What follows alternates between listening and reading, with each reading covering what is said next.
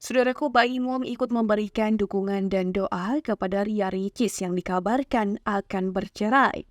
Artis sekaligus YouTuber terkenal itu mendoakan keputusan Ria Ricis. Sebagai sahabat, Baim hanya bisa memberikan dukungan atas apa yang kini dihadapi Ria Ricis. Apalagi ia juga tidak tahu masalah seperti apa yang ada di dalam rumah tangga sahabat sesama YouTuber itu.